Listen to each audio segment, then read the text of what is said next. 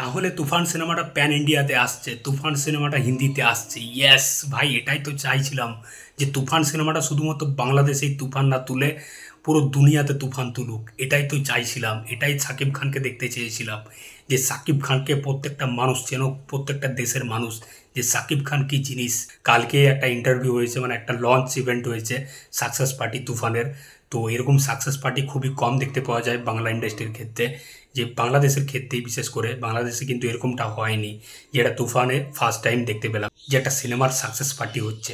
আর এই launch event পার্টিতে superstar Shakib Khan ছাড়াও আরিফিন শুভ, চঞ্চল চৌধুরী, ডিরেক্টর রাহার রাফি, এসবিএফ থেকে মহেন্দ্র সোনি, চরকি, আলফাই, সব প্রডিউসাররা সেখানে উপস্থিত ছিল। এছাড়াও বাংলাদেশের কিছু অ্যাক্টর, অ্যাক্ট্রেস, কিছু স্টার অভিনেতা, তারাও কিন্তু সেখানে উপস্থিত ছিল। তো সেখানে একটা ইন্টারভিউতে সাকিব খানকে যখন বলা হয়, সে একটু মজার ছলেই বলে যে তুফানের হিন্দি ডাবিং তো কমপ্লিট হয়ে গেছে, তাহলে কবে রিলিজ দেওয়া হচ্ছে। ডিরেক্টর রায়ান রাফিকেই বলছে সে একটু মজা করে।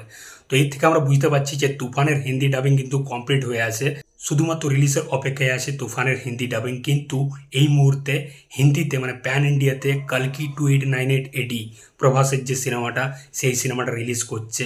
তো আমার মনে হয় তুফানের মেকার্সরা, তুফান টিম খুব ভালো ডিসিশন নিয়েছে যে কালকি 2898 এই সিনেমার সাথে ক্ল্যাশ করবে না। হিন্দির যে ডাবিংটা সেটা এখন রিলিজ করবে না, কিছুদিন পর করবে। কারণ কালকি 2898 এডি এটা একটা বড় বাজেটের সিনেমা। এই সিনেমাতে বড় বড় স্টার আছে, অমিতাভ বচ্চন, কমল হাসান, প্রভাস, আরও বড় বড় স্টার আছে। কারণ তুফান সিনেমাটি যদি প্যান ইন্ডিয়া রিলিজ করে, সেটাই কিন্তু সাকিব খানের ফার্স্ট প্যান ইন্ডিয়া সিনেমা হবে। কারণ সাকিব খানের আরেকটা প্যান ইন্ডিয়া সিনেমা আসছে দরদ, কিন্তু তুফান সিনেমাটা যদি রিলিজ করে প্যান ইন্ডিয়াতে, তাহলে এটাই কিন্তু সাকিব খানের প্রথম প্যান ইন্ডিয়া সিনেমা হবে। তো তুফান কিন্তু হিন্দিতে আসছে, প্যান ইন্ডিয়াতে আসছে, প্যান ইন্ডিয়া কাঁপাতে আসছে তুফান।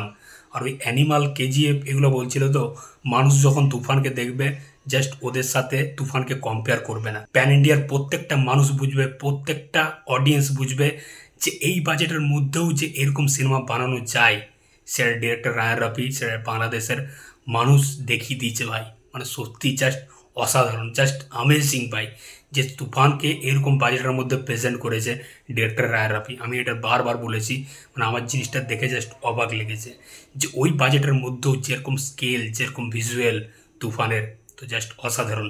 এটা অডিয়েন্স যখন দেখবে জাস্ট অবাক হয়ে যাবে যে এই বাজেটের মধ্যে কীভাবে প্রেজেন্ট করলো ভাই।